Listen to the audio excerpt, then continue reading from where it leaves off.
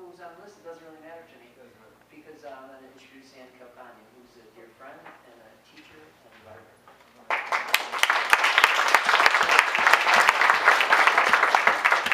Sorry, we were held up by Loyola's hospitality. Yes. Open hospitality. Is this moderated or? Is everybody feel moderated? You know what we're going to do? President, just kind of talking, and maybe you'll moderate after the. I'll moderate at the end. Yeah, Tony, get up there.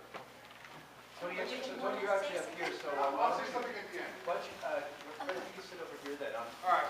Better that the writers talk and that the professor waits to the end. I only talk because of what they have to say anyway.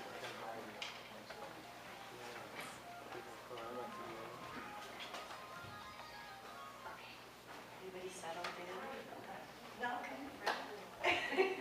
Welcome, Tony, too. I'm so glad to be part of this panel. Thank you, Dominic, for always finding us Italian authors and getting us to be together.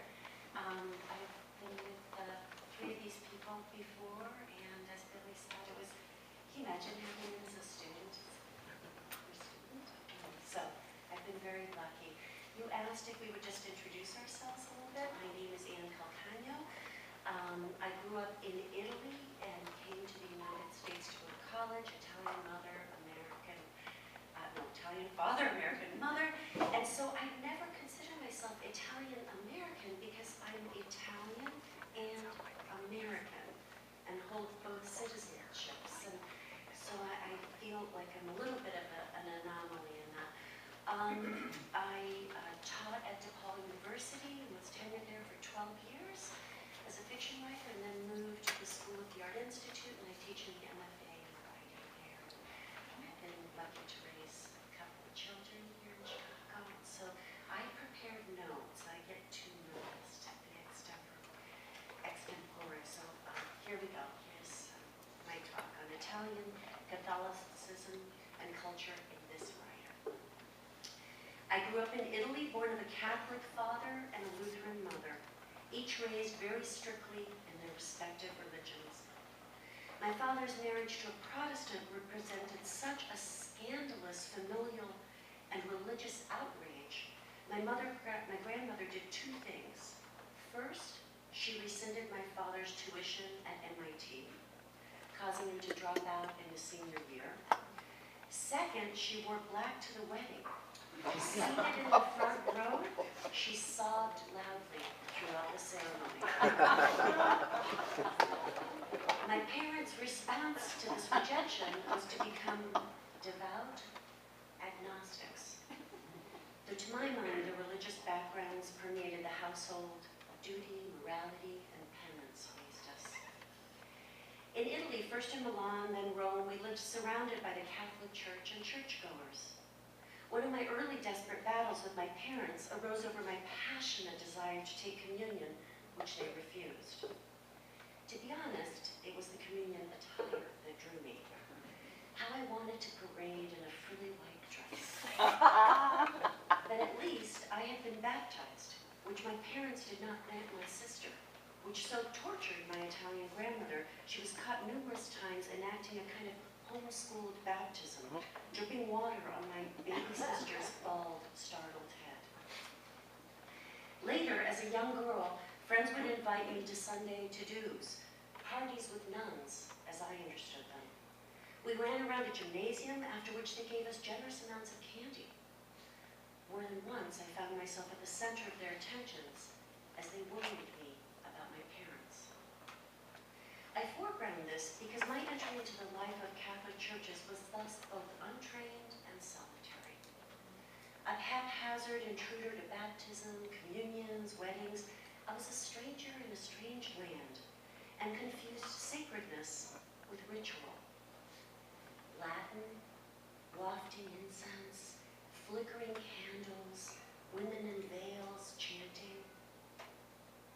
Because the presence of churches in Italy is ubiquitous, sometimes, instead of going straight home, curious or tired or cold, I wandered into one church or another and sat, observed, and and felt peaceful.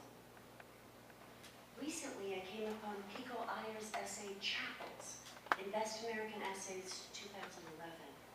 It is set in New York, but it is an adventure I was to have many times in Rome. I'm going to read you a paragraph. And then I walk off crowded Fifth Avenue and into the capacious silence of St. Patrick's. Candles are flickering here and there, intensifying my sense of all I cannot see. Figures are on their knees, heads bowed, drawing my attention to what cannot be said.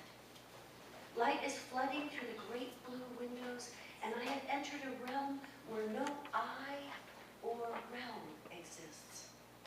I notice everything around me, the worn stones, the little crosses, the hymn books, the upturned faces, and then I sit down and close my eyes and step out of town, out of time, and into everything that stretches beyond it. I had an art and art history teacher in high school in Rome. Our homework assignments were to be fulfilled in the field, so to speak.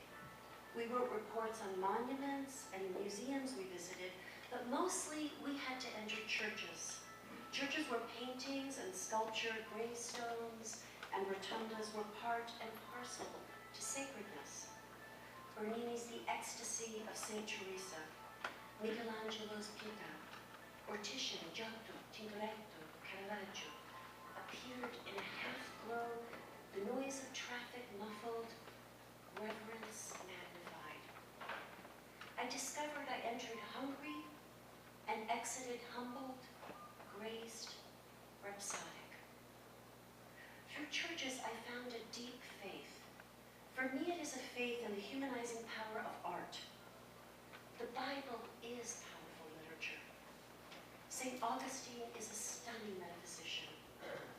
In churches, I studied the intent of visual artists to present the intangible to an illiterate population, while gracing the wealthy with new and magnificent interpretations. Humanizing, devout, technically stunning, bold. Art revealing our frailty in the face of suffering, loss, grace, and the unknown. I would have loved to become a painter, for which I have no gift. But I became a writer, the most solitary of art professions, as solitary as my journey into the rich history of Catholicism's patronage of the arts. Fast forward to the birth of my first child, a daughter, who nursed voraciously, and who, in her little snuggly, accompanied me as an infant to Italy, where something I had never quite noticed before became ubiquitous. The Virgin Mary, nursing. These paintings had to have been around before, but had remained iconic contemplative virginal images for which I might have studied perspective and tonality. Suddenly, I saw myself in them, joined with all the Catholic mothers before me, struggling with their babies, but holding themselves a little more upright and proud when looking at or looked upon by the Virgin Mary, who had lived the glories and travails of motherhood. A truth brought to me even more insistently when I decided we should baptize, side note, I married a Catholic, our daughter in an Italian church, the grand ritual of which she hardly understood because she screamed mercilessly during the poor priest's service, in the middle of which he simply turned to me and said, "Ma la latti, signora," or, "Madam, please go ahead and nurse her." There, up on the altar. So how does this get me to Italian Catholicism and literature? My daughter's godmother, Claudia Marella, was by then an elderly woman at that baptism, a woman who had practically raised my sister and me. She had been raised in a Catholic orphanage. A life and a loneliness so alien to me as to become a mission for me to understand. Ultimately, the novel I had started, decried, put aside for decades, and now returned to. The novel, Struck by Dina, starts in Italy, a territory I feel equipped to recapture, but it also travels the territory of Mussolini's rise from socialism to his latter impact with the Catholic Church, and ultimately to his fascism and colonization of East Africa. Claudia Marella lived these times. But to become her mouthpiece, to try to understand the beleaguered, deeply believing citizens' choices and burdens during pre- and post-World War II Italy, I returned to being that stranger in a strange land. Many of the nuns from before the 1900s and well into the 20th century who ran orphanages were orphans themselves who came to rely on the security of the convent's protection, but had little know-how in the ways of familial love. Their tutelage was frequently harsh, ungracious, if it was a salvation. And it wasn't a love of art they taught, but a fear of God. God the disciplinarian, God who did not cotton to wayward human sexuality, God the father, but never the mother. And so my character, Dina, frightened and ignorant, knew two things definitively. One, that she did not want to become a nun. And two, it was bitter to grow up an orphan in a family-centric country. She, as she had been taught, thought men terrifying. I had been struggling to bring her upbringing onto the page, a deep religiosity that brooked no doubts. It was she, after all, who taught my sister and me the Ave Maria. Ave Maria, piena di grazia, il Signore è con te. Tu sei benedetta fra tutte le donne, e benedetto il frutto del seno tuo, Gesù. And so I lay myself bare to you, briefly offering you an excerpt of my endeavor to bring Catholic culture to literature. Quick explanation, my character Dina has a daughter, Christina. They are in Eritrea in 1940. Turu, the household help, has a little daughter whose name is Sahai. This is just short, 2 pages. Struck by Dina. Christina needed to play, child to child. She and Sahai pattered off giggling. Dina watched her cavort. How Christina revered Sahai, 2 years older, able to reach for rags and spoons and bowls, able to position their dolls for a tea party with aplomb. Christina wept when Turu left with Sahai evenings. Dina held her, consoling her. Come to Mama. She left much too early.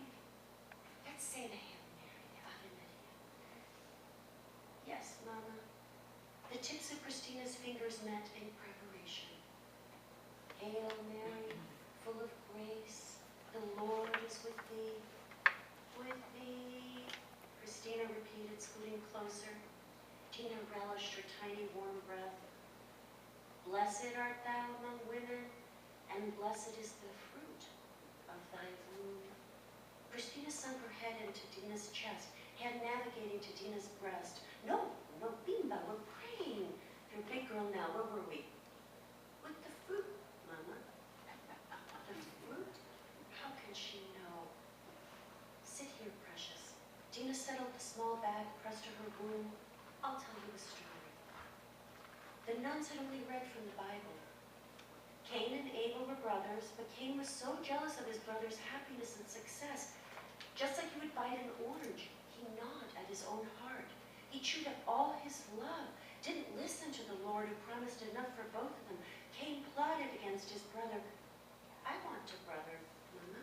What is plotted? What kind of story had Dina chosen? Baby, plotted is when you want to hurt someone. You would never want to hurt Sahai. Never, Mama. Never. There, Gina thought. The love of one girl for another. Defying orders or castigations. So pure, the Jesuit nuns never understood it. Because you are not like Cain. Oh,